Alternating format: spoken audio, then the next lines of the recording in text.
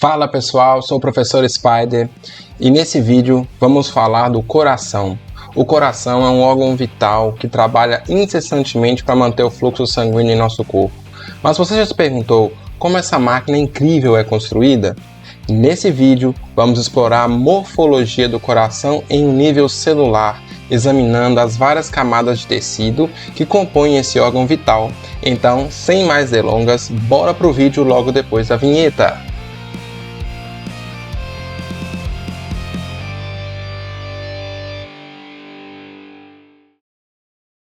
Muito bem, pessoal. Então, para dar início a essa aula, vamos primeiro falar um pouquinho, esquematicamente aqui da estrutura do coração e depois nós vamos falando aí em cada camada desse órgão, né, a sua composição, a função dos seus componentes e a sua importância. Bom, nessa imagem aqui, nós podemos ver que o coração é constituído basicamente por 3 camadas. Podemos listar aqui essas 3 camadas como sendo o endocárdio, que é a camada mais interna. Temos uma camada mais intermediária, que é a principal camada do músculo cardíaco, que é o miocárdio. E externamente vamos ver então o revestimento do coração, que aqui nós vamos ver principalmente na lâmina como o epicárdio. Mas vemos também que na verdade o epicárdio ele vai compor em partes aí o tecido que reveste externamente o coração, que vai ser o pericárdio. A gente vai ver o endocárdio, depois o miocárdio, depois o epicárdio. Já mencionei, o miocárdio é a parte muscular, a parte mais importante. O coração tem como função o bombeamento do sangue. Ele tem outras funções também, mas a função mais importante vai ser o bombeamento, e para isso a atividade muscular vai ser necessária.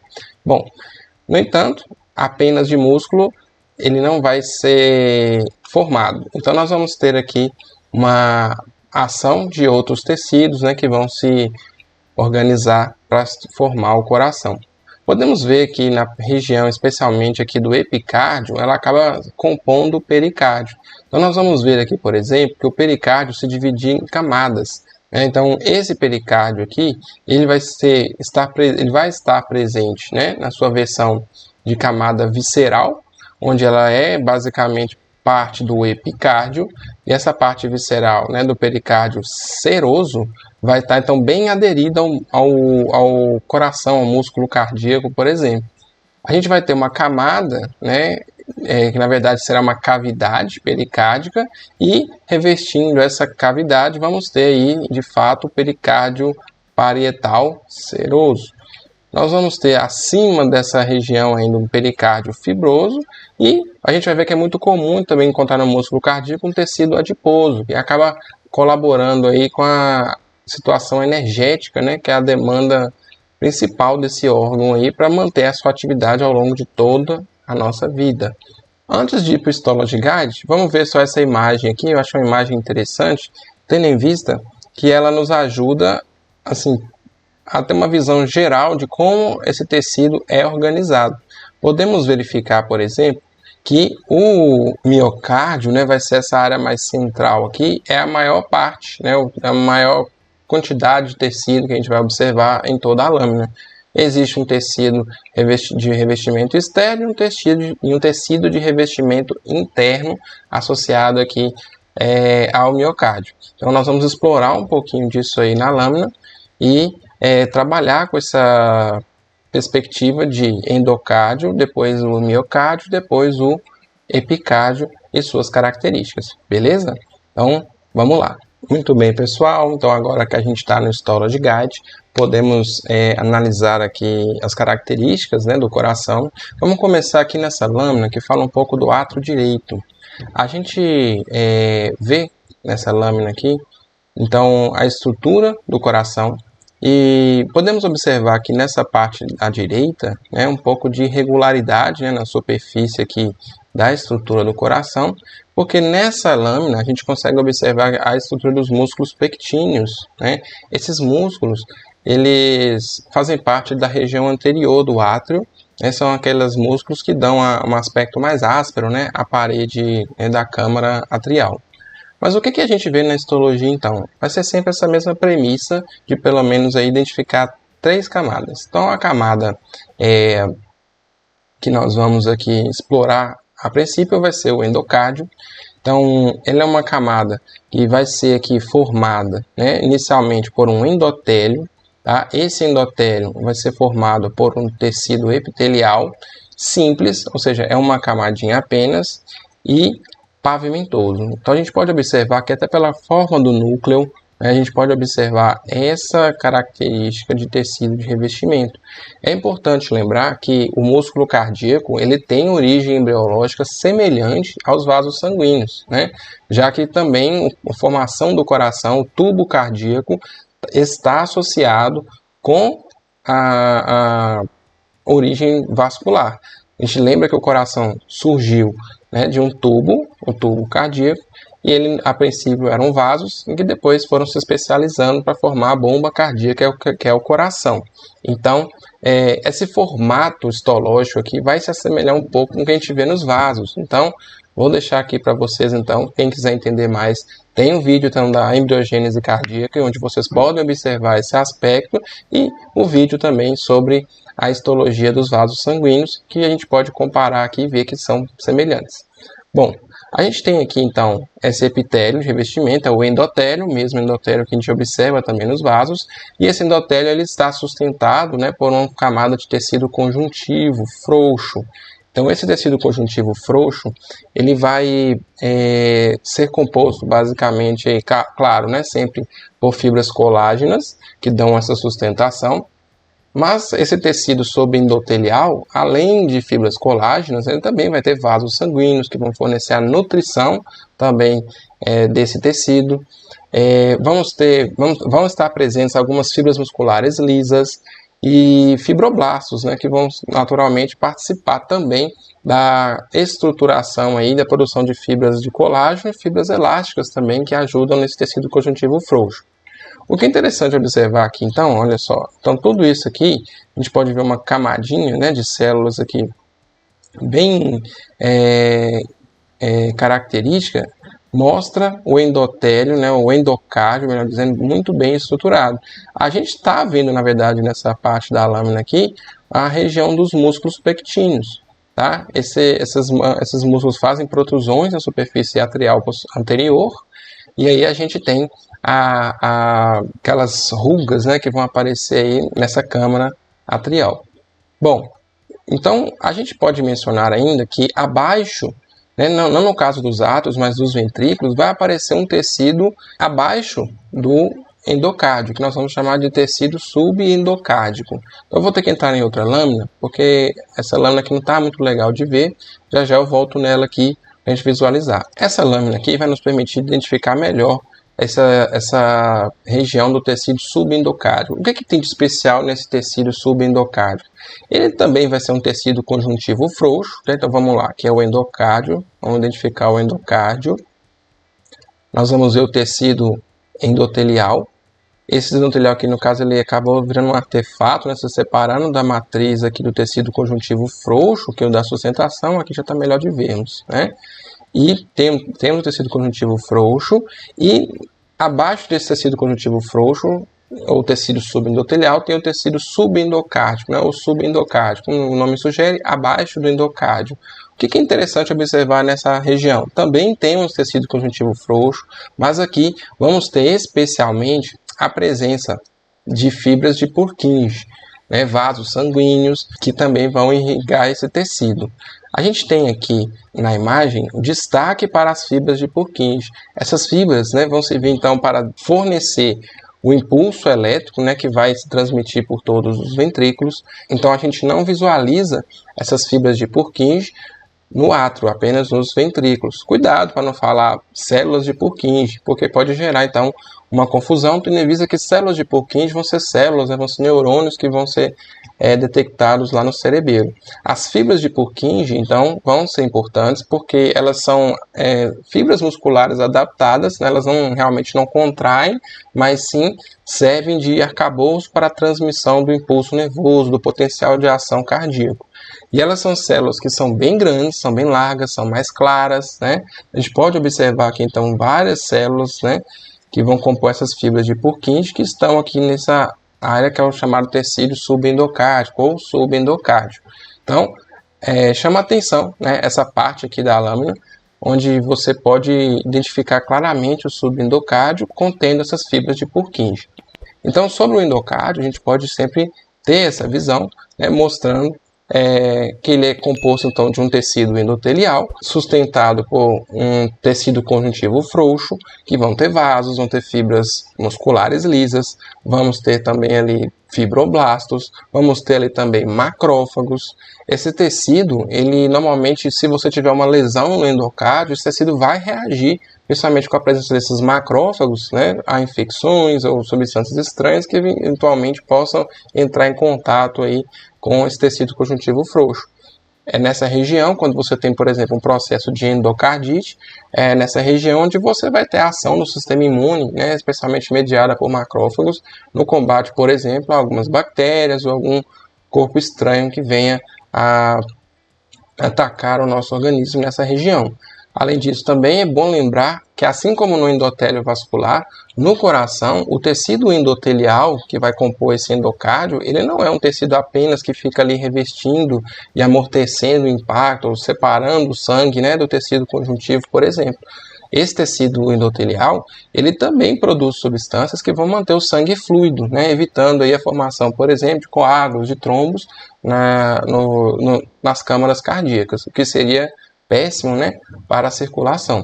Então, aqui deixa então essa visão. Nós temos um tecido então do endocárdio, que é revestido por uma camada de endotélio, sustentada por tecido conjuntivo frouxo, e nos ventrículos nós vamos ter ali o subendocárdio contendo as fibras de Purkinje, que vão ajudar aí na condução do impulso nervoso por todo o coração.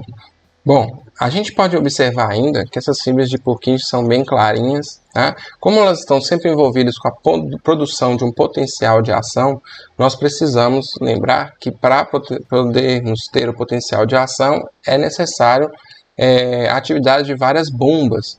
E essas bombas consomem energia. Então, para a manutenção da atividade dessas bombas, essa energia intracelular vai ser provinda aí pela presença, por exemplo, de glicogênio intracelular.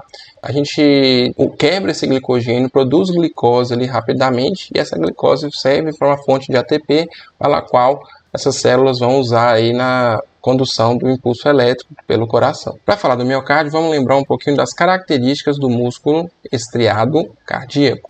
Então vamos explorar aqui a lâmina, identificar algumas características desse tecido muscular. Podemos observar aqui num corte transversal, né, que a localização do núcleo é mais centralizada. Isso difere um pouco dos outros tipos de músculo que a gente pode estudar posteriormente, e que temos basicamente no máximo 2 núcleos por fibra muscular estriada cardíaca. A gente pode observar ainda um corte longitudinal, que essas fibras musculares, elas são unidas, né? Elas são, apesar de serem várias fibras aparentemente paralelas, elas estão conectadas entre si. E essa conexão é muito importante para a função do músculo cardíaco. Então aqui a gente vê em corte longitudinal esse miocárdio. Então olha só, vamos observar aqui, nós estamos vendo aqui todo o tecido do miocárdio, está bem representado nessa lâmina. Vamos dar o zoom aqui e ver o que tem aqui para a gente explorar melhor. Já de cara, é importante mencionar que temos muitos vasos sanguíneos, temos hemácias, porque é um tecido que está em alta atividade metabólica, então a irrigação dele é extremamente importante, como a gente pode ver aqui, por exemplo. Mas o que o tecido muscular nos chama a atenção aqui? Primeiro, lembrando, dá para observarmos estriações, né, em toda a fibra, por isso que ele é chamado de tecido muscular estriado cardíaco. Mas ele tem uma característica interessante que acho que devemos reforçar aqui. O músculo cardíaco, ele apresenta uma estrutura exclusiva, que são os discos intercalares. Então, a gente pode observar na lâmina, parecem como se fossem estrias mais grossas, né? Mas na verdade não são estrias. Os discos intercalares, eles delimitam a junção entre duas fibras musculares, porque eles vão unir essas duas, eles vão colar uma fibra na outra. Certo? Então, vamos entender o que está acontecendo aqui. Acho que tem alguns slides que eu vou mostrar para vocês aqui para a gente entender o que está acontecendo aqui nesse ponto onde você tem fibras musculares sendo conectadas.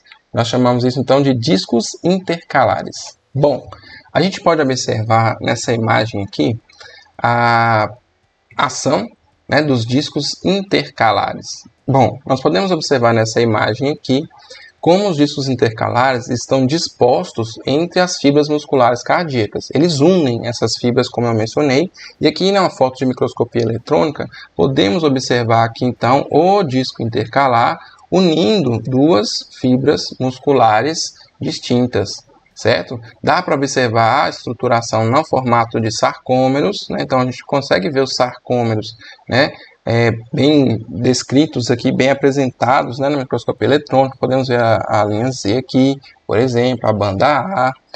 Temos mitocôndrias, que é um tecido que é bastante, que demanda bastante energia. Mas primeiro vamos focalizar aqui nos discos intercalares. Eles são basicamente como se fossem complexos que vão juntar duas células e eles vão ficar nessa extremidade das células, como se fosse na ponta de fato aí do músculo, da fibra muscular cardíaca. E eles vão ter esse formato parecendo prateleiras em zigue-zague, né?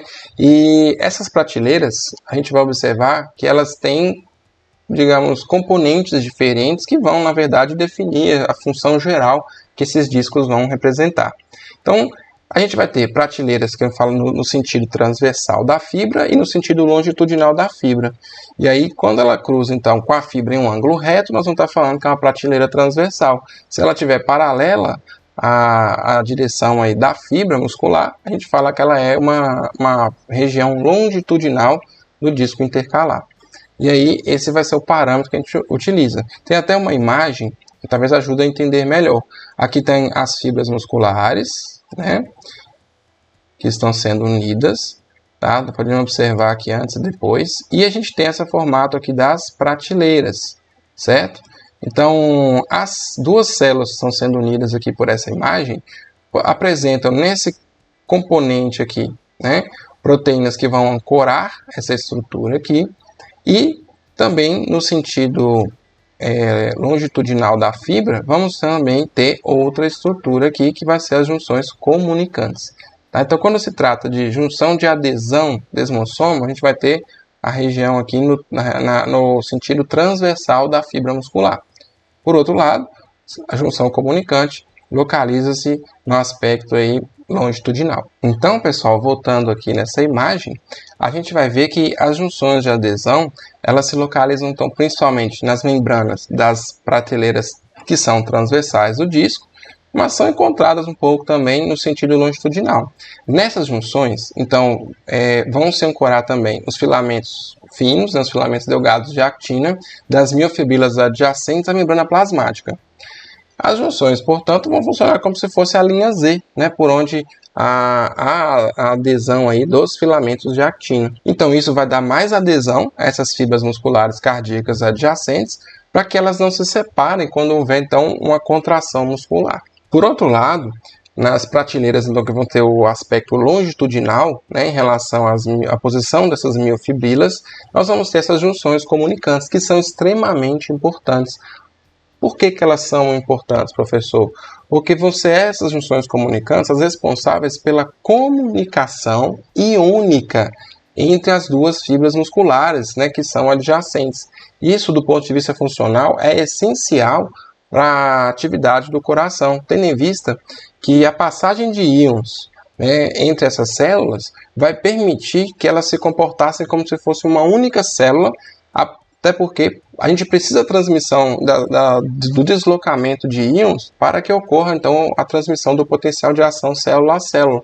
Então, como elas estão com seu citoplasma em comunicação, nesse sentido iônico, essas células se comportam como se fosse uma única célula. Daí veio o uso do termo sensício cardíaco. O que é o sensício cardíaco? É a noção de que essas células se comportam como se fosse uma única só. Todas as fibras musculares cardíacas são várias, se comportam como uma única fibra muscular. É bom lembrar, por exemplo, que a gente tinha um termo parecido lá na embriologia, onde a gente fala do sensício trofoblasto, que é uma massa protoplasmática de células que estão unidas, meio que se unem, né, e vão ser importantes aí para a implantação do embrião, para a constituição da placenta. E aqui não é diferente, essas células se comportam como se fosse uma única massa de células, no caso um músculo composto por uma única célula, e isso dá esse aspecto aí ao coração de sincício. Então o termo sincício cardíaco é porque essas células, por terem comunicação citoplasmática, quando você tem o disparar de um potencial de ação, essas células vão despolarizar quase que instantaneamente e juntamente, de forma rítmica, uniforme, e contrair praticamente juntas. E isso é o que é importante para a atividade do coração, que é uma contração vigorosa, necessária e uniforme em todo o músculo para poder propelir o sangue, né, para bombear o sangue, que é a sua principal função. Beleza? Então, os discos intercalares têm uma função importantíssima no coração. Aqui tem um esquema, por exemplo, né, que podemos observar aqui de vista tridimensional essa situação. Olha só, podemos ver a estrutura estriada naturalmente aqui, mas os discos intercalares estão sendo representados aqui na sua estruturação de prateleiras, né? Então aqui a gente pode ver as prateleiras longitudinais e as prateleiras transversais dos discos intercalares, certo? Então, por isso que quando eu falei lá naquele exemplo, né, que as prateleiras transversais acabavam, às vezes, se comportando como se fosse uma linha Z, né, realmente ela parece uma linha Z, até porque tem o aspecto aí transversal ao longo das fibras musculares cardíacas. Então, isso é importante a gente retratar, já que isso vai ser muito evidente, especialmente no miocárdio, onde a gente vai encontrar esse músculo cardíaco esse tecido muscular em grande quantidade. Bom, pessoal, então, de volta ao histology guide, a gente pode observar aqui, então, com mais clareza, né, a estrutura do miocárdio, mas antes disso, é importante lembrar, né, que se você gostou desse vídeo, quer aprender mais sobre histologia, fisiologia, embriologia, se inscreve no canal, isso me ajuda bastante, isso é um sinal de que eu estou te ajudando e posso tentar ajudar mais pessoas. Quando você curte esse vídeo, ele tende a atingir mais pessoas, e isso faz com que mais pessoas vejam o vídeo, e isso pode servir como motivação também para que eu possa produzir mais vídeos nesse tipo de conteúdo, beleza? Então, não custa nada, só dá um curtir aí, vai ajudar a mim e também, quem sabe, aí a outras pessoas.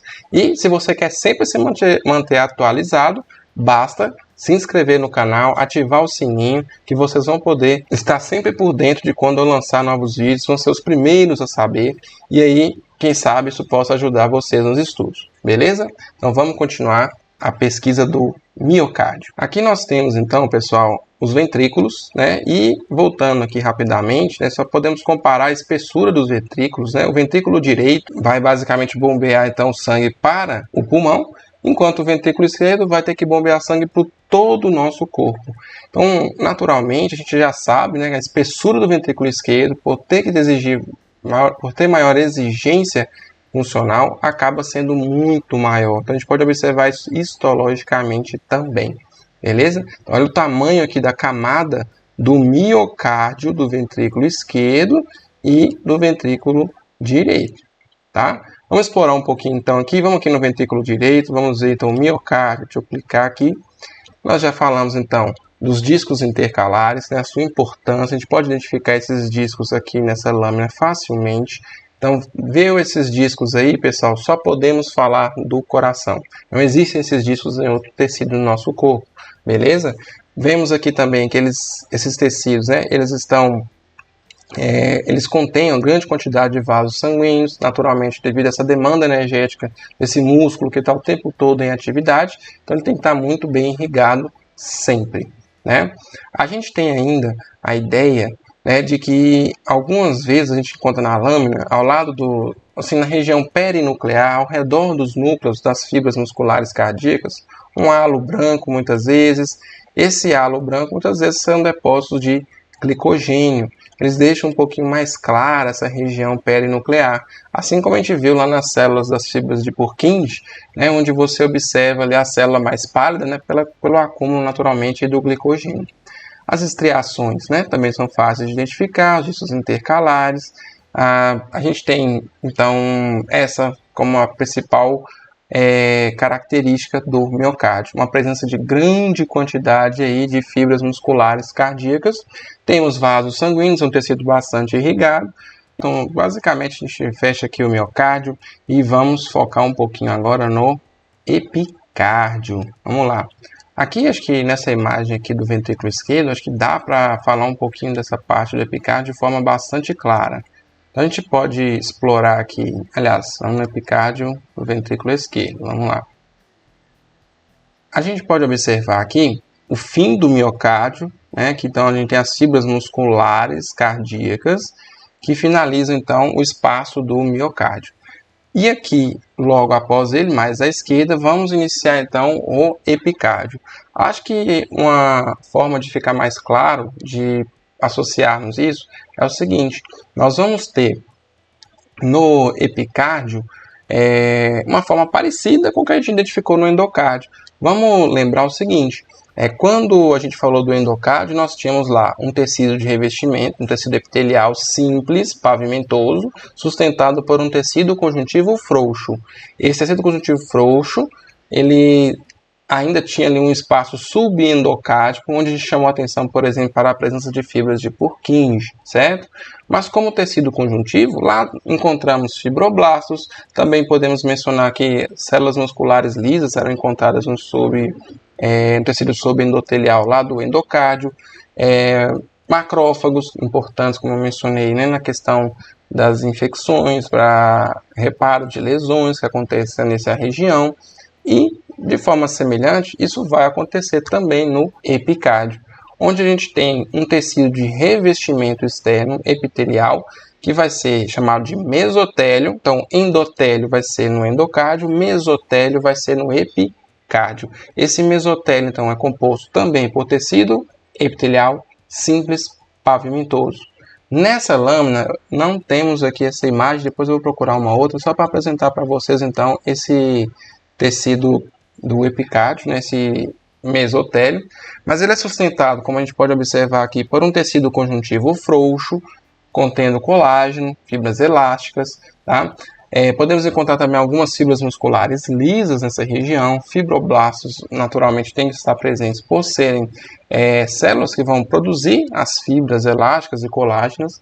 E tem um tecido também chamado de subepicárdico, onde nós vamos encontrar, por exemplo, que é bem visível aqui nessa lâmina, uma grande quantidade aqui de tecido adiposo. Olha só, aqui temos o tecido adiposo. Ele tem um grande acúmulo de gordura no seu citoplasma. Como a gordura, ao preparar a lâmina, ela acaba sendo removida, como foi o caso aqui dessa lâmina, ela não tendo nada na região, o corante não se fixa, logo fica branco, né? E aí a gente vê o espaço, mas podemos definir ali a membrana celular, às vezes até a presença de núcleos nessas células.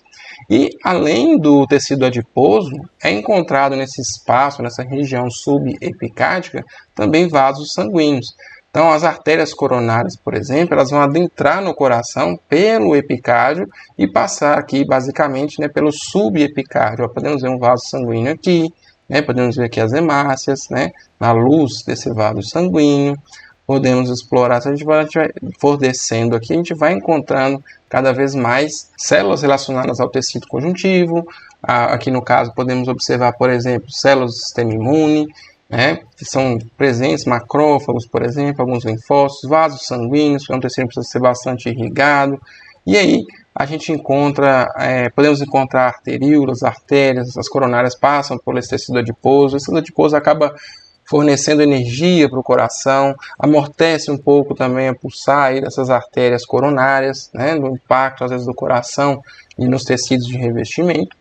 Então, o epicárdio basicamente é isso, é como se fosse um espelho do endocárdio, né, um pouco com algumas diferenças, mas nós temos no meio o miocárdio, com muito músculo, e dois folhetos que o revestem, é como se fosse um sanduíche, né, alguns falam assim, né, onde os pães seriam ali o epicárdio e o endocárdio, onde o endocárdio, lembrando, tem umas fibras de tecido conjuntivo frouxo ali, lembra de alface, né, uma camadinha de alface. Da mesma forma você tem isso no epicárdio e no meio o presunto, né, o músculo que vai estar aí compondo o miocárdio. Bom, aqui então, agora vamos procurar ali o mesotélio, vou ver outra lâmina, vamos talvez olhar ali a lâmina dos átrios, vamos ver aqui, então vamos aqui, átrio direito, átrio esquerdo, vamos ver aqui no átrio esquerdo.